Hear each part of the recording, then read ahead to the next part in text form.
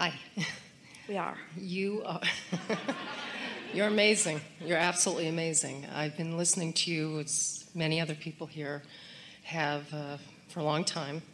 And I have kind of a couple questions, and they went in my head and then out my head, I think, because of a little bit of nervousness. But my first question is... One of the things that we've noticed often is that sometimes you will form a question from a place of some resistance. The vibration of a question and the vibration of an answer are very different vibrations, just like the vibration of a problem and the vibration of a solution. And so sometimes you come with an intention to ask about something, but then you get into the receiving mode and then you can't find the question because you're in a different vibrational place. Life just looks different to you when you're feeling good than when you're not feeling good. Mm-hmm. And so that's really worth talking about. Maybe it's a senior moment. But well, that's clunking an engine down on the end of the train that you don't want, because it's talking about disability or it's talking about something different than you really want to. Mm-hmm. Well, I don't like to think in terms of age. That was more humorous, but sometimes I keep getting reminded of advancing age, and I spend a lot of my time, I've spent a lot of my life trying to fight against it by being healthy and exercising.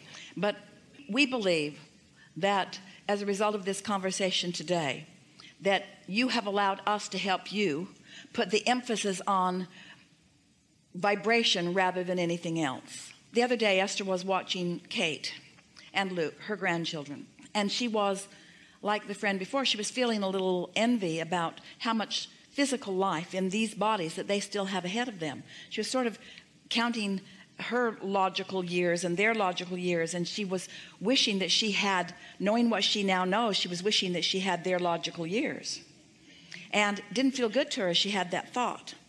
And once she settled down a little bit, we said to her, Esther, you know, you and these kids have exactly the same now, which means you can tune into this true current and feel the fullness of your now, or you can pinch yourself off for some unnecessary reason. The more of your nows that you plug your toaster in, then the more years you're going to be making toast. Mm-hmm. You see what we're getting at? And in that way, you are exactly equal. Everyone has the same opportunity right now to allow alignment or to disallow alignment. And if your habit, if your quest, and then your habit, and then your successful habit is to allow alignment, then those thoughts really fall by the wayside. You begin to understand that everyone has the same advantage or disadvantage, and it is all self-applied.